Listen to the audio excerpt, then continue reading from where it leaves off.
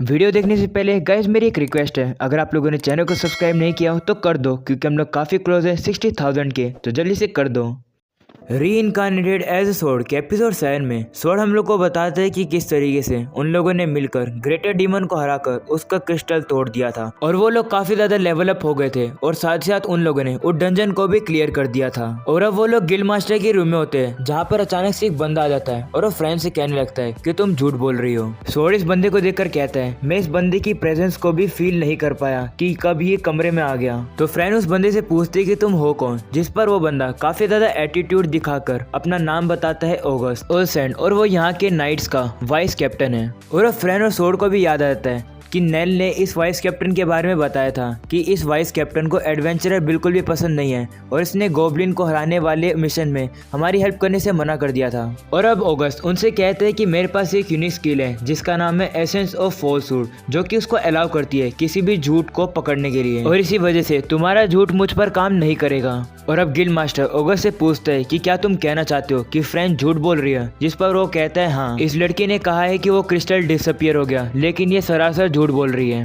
और अब friend August से कहती है कि मैं झूठ नहीं बोल रही हूँ, वो क्रिस्टल सच्ची में डिसअपियर हो गया। लेकिन ऑगस्ट फ्रेंड की बात को नहीं मानता है और अब सोर्ड कहने लगता है काफी अच्छी बात है और अपने अप्रेजल का उसके ऊपर यूज करता है। तो सोर्ड को पता लगता है कि ऑगस्ट का लेवल सिर्फ और सिर्फ 30 है और उसके लेवल के हिसाब से उसके स्टैट काफी ज्यादा कम है और नाइट होने के बावजूद भी उसका सोर्ड आर्ट सिर्फ और सिर्फ लेवल 1 का है, जो कि काफी ज्यादा वीक है। और अब सोर्ड को पता लगता है कि क्यों वो ऑगस्ट की प्रेजेंस को फील नहीं कर पाया, क्योंकि इसने एक रिंग डाल रखी है। और अब सोर्ड अपने अनाउंसर से पूछता है कि ये एसेंस ऑफ फॉल्सहुड कौन सी स्किल है, तो वो उसे बताती है कि ये एक ऐसा स्किल है जो कि यूजर को अलाउ करता है दूसरे के झूठ को पकड़ने के लिए, और वो अपने झूठ को और भी ज्यादा कन्विंसिंग बनाता है ताकि उसके झूठ को कोई पकड़ नहीं पाता है। और अब सोर्ड समझ आता है कि किस तरीके से ऑगस्ट अपनी स्किल का गलत इस्तेमाल करके दूसरे के झूठ को पकड़ लेता है और दूसरे लोगों को कन्विंस करता है कि उसका झूठ सच है और वो अपनी स्किल का गलत इस्तेमाल कर रहा है। और अब ऑगस्ट गिल्ड मास्टर से कहता है कि इस लड़की को मेरे हवाले कर दो, तो गिल्ड मास्टर उसे मना कर देता है। ये सुनकर ऑगस्ट थोड़ा गुस्सा होता है और कहता है कि क्या तुमने नहीं देखा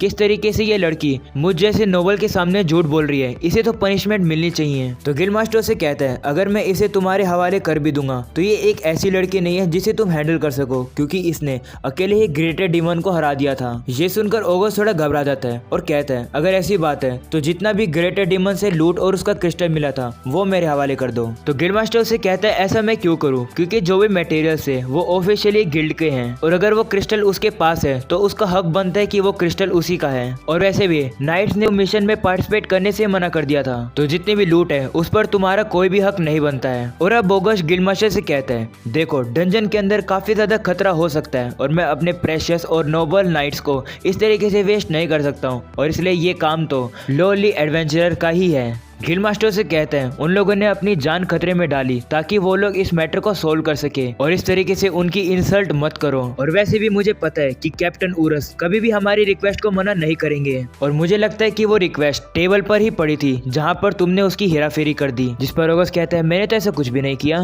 तो गिल्ड मास्टर से कहता है ठीक है, मैं फिर कैप्टन उरस से ही पूछ लूंगा इस मैटर के बारे में। जिस पर वो कहता है कि क्या तुम नाइट्स को और साथ साथ मेरे फादर काउंट होम्स को भी अपोज करने वाले हो। सोर्ड उन दोनों की लड़ाई कर कहने लगता है गिल्ड और नाइट्स के बीच में पावर के लिए स्ट्रगल होता है। तभी फ्रेंड उन लोगों के पास जाती है और कहती है लड़ना बंद करो, और ऑगस्ट को कुछ गोब्लिन्स हॉर्न दिखाकर कहती है मैं तुम्हें ये देती हूँ, लेकिन लड़ाइयाँ बंद करो। ऑगस्ट फ्रेंड के हाथ से वो चीजें फेंक देता है और कहता है कि तुम्हारी हिम्मत कैसे मेरे सामने इन गंदी चीजों को लाने की। और इसके से फ्रेंड काफी ज्यादा गुस्से में आती है और कहती है सोर्ड से कि क्या मैं इसको मार सकती हूँ, जिसपे सोर्ड से कहता है नहीं ऐसा मत करो, अगर हम लोग एक नोबल को गिल्ड मास्टर के ऑफिस में मारेंगे तो हमें काफी ज्यादा प्रॉब्लम आएगी। और अब सोर्ड कहता है ओ हाँ, हम लोग ऑगस्ट के ऊपर अपनी न्यू स्किल ट्राई कर सकते हैं। और फ्रेंड भी कहती है हाँ, और वो लोग अब स्किल टेकर स्किल की मदद से ऑगस्ट की स्किल को चुरा लेते हैं। और अब सोर्ड को एसेंस ऑफ फॉल्सहुड 5 मिल जाती है और फ्रेंड को कोर्ट एटिकेट 4 मिल जाती है। और अब फ्रेंड ऑगस्ट से काफी अच्छे मैनर में कहती है मैं 100 साल की हूँ, तुम बता सकते हो कि क्या मैं झूठ बोल रही या सच। वहीं पर ऑगस्ट के एटिकेट खराब हो जाते हैं और वो अजीब हरकतें करने लगता है और वो फ्रेंड के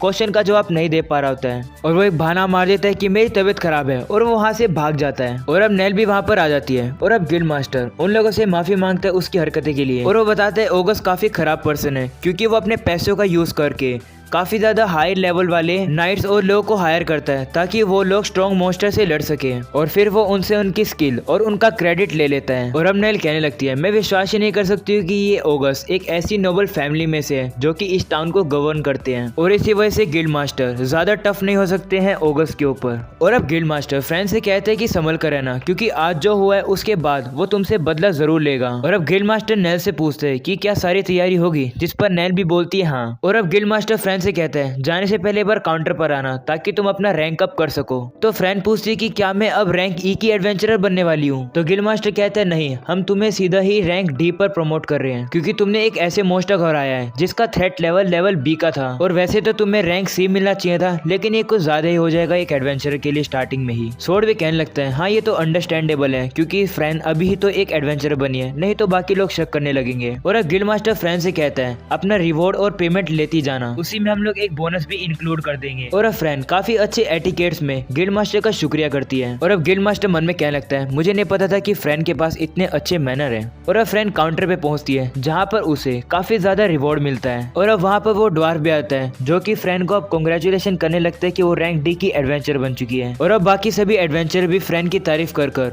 उसे कांग्रेचुलेशन करने लगते हैं। वही सोर्ड फ्रेंड से कहता है कि तुम्हें अभी एक बोनस मिला है तो तुम्हें इन लोगों को ट्रीट करना चाहिए, क्योंकि इन लोगों ने हमारी हेल्प करी थी ना उस मिशन को पूरा करने के लिए। और अब फ्रेंड भी मान जाती है और सभी एडवेंचरर को कहती है कि आज की पार्टी मेरी तरफ से।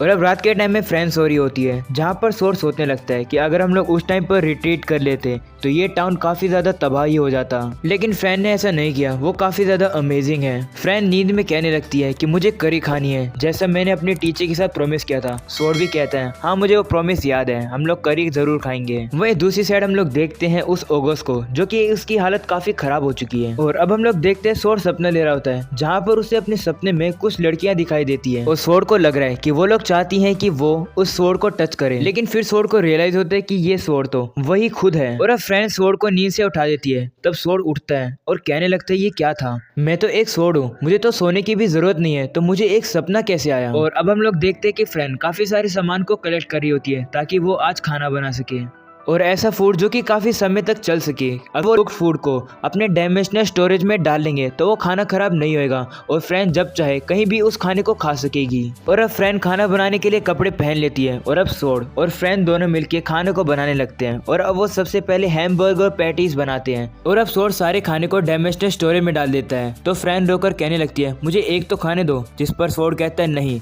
अभी हम अपनी मेन डिश बनाएंगे जो कि है करी। और अब वो दोनों मिलकर करी बना देते हैं और वो 3 अलग तरीके की करी को बनाते हैं। लेकिन सबसे पहले सोर्ड फ्रेंड को मीडियम स्पाइसी वाली करी खाने को बोलता है और सोर्ड फ्रेंड को बताता है कि उसने 3 टाइप की करी बनाई है, mild, medium spicy and extra spicy, और तीनों को बनाने के लिए डिफरेंट मीट, वेजिटेबल और स्पाइसेस का यूज किया है। और अब फ्रेंड सबसे पहली वाली करी को खाती है जो कि उसे काफी ज्यादा टेस्टी लगती है और वो करी को काफी जल्दी खत्म कर देती है और सोर्ड से कहती है मैं पैदा ही इस करी को खाने के लिए हुई हूँ। सोर्ड कहता है अगर तुम्हें खाना इतना अच्छा लगा तो मैं तुम्हारे लिए करी हर टाइम बनाता रहूंगा और बाकी को हम लोग अपनी डायमेंशनल स्टोरेज में रख लेंगे। और अब हम लोग देखते हैं उन्हें डंजन क्लियर किए एक हफ्ता हो जाता है और वो लोग अब अलग अलग क्वेस्ट ले रहे हैं जिसमें वो लोग रेयर पोटैटो को ढूंढ रहे हैं ताकि वो लोग उसे अपनी करी के अंदर डाल सकें। दूसरी क्वेस्ट नोबल्स के लेटर डिलीवर करना ताकि उन्हें प्रीमियम पोर्क मिल सके। और भी ज़्यादा एक्सपीरियंस पाने के लिए वो कुछ मॉन्स्टर को हराने वाले क्वेस्ट भी करते हैं, लेकिन उन्हें ज़्यादा एक्सपीरियंस नहीं मिलता जितना उन्हें डंजन में मिला था।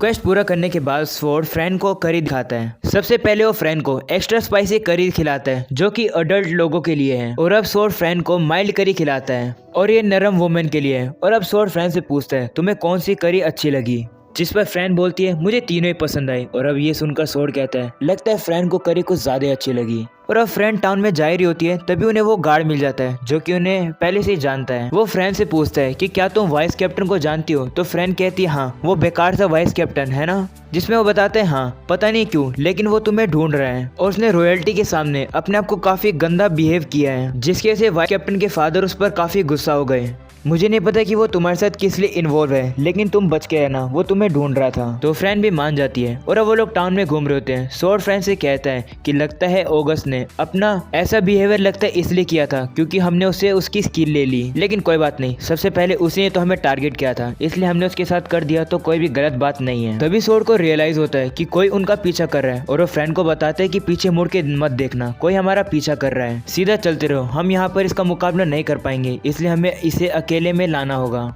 और अब वो लोग अकेली जगह पे जाने लगते हैं। सोर्ड फ्रैन को बताते हैं कि वो 2 लोग हैं और वो बंदा बाहर आता है और हमें पता लगता है कि वो बंदा तो ऑगस्ट होता है। वो काफी ज्यादा अजीब हालत में होता है और वो फ्रैन से कहने लगता है तुमने मेरे ऊपर कोई कर्ज किया ना, मुझे पता है। लेकिन सोर्ड अभी भी वाइस कैप्टन को नहीं पहचान पा रही होती है। वो पूछती है कि तुम हो कौन, तो ऑगस्ट कंफ्यूज हो जाता है और कहते हैं क्या तुम मुझे भूल गए, और उसे लगता है कि उसने किसी गलत पर्सन को ढूंढ लिया है। लेकिन वो सोर्ड को देखकर समझ जाता है और कहने लगता है कि तुम मुझे पागल मत बनाओ, तुम वही लड़की हो जिसने मेरी लाइफ खराब कर दी, तुम लोग के कारण मेरे जैसे नोबल की ये हालत हो गई, मैं तुम्हें माफ नहीं करूंगा। और अब फ्रैन उसे कहती है हम लोग को फर्क नहीं पड़ता तुमसे। ये सुनकर ऑगस्ट उसे कहता है कि तुम्हारी हिम्मत कैसे है मेरे को घूरने की, तुम काफी ज्यादा लोली बेकार सी गंदी सी ब्लैक कैट हो। और अब ऑगस्ट एक बंदे ग्यूरन को बुला लेता है, वो नीचे आता है और कहता है कि ये तो एक ब्लैक कैट है, हमारे पास एक वेल प्रैक्टिस तरीका है इनकी प्रजातियों से लड़ने के लिए। कहने लगता है कि क्या मैं इसको काट कर कुत्तों को खिला दूं या फिर इसको बेच दूं। फ्रैन उस बंदे को देखकर कहती है कि ये तो ब्लू कैट है और ये ब्लू कैट ब्लैक कैट का काफी ज्यादा दुश्मन होता है। और अब सोर्ड कहता है कि मैंने पहली बार फ्रैन को इतने गुस्से में देखा है। और अब अगले सीन में हम लोग एक लड़की को देखते हैं जो कि अकेली चल रही होती है। तभी कुछ मॉन्स्टर उसके ऊपर हमला कर देते हैं और वह अपने हंटर से ही उन्हें काट कर वहां से निकल जाती है और वो अब टाउन की तरफ देखने लगती है। और यहीं पर हो जाता है यह एपिसोड खत्म।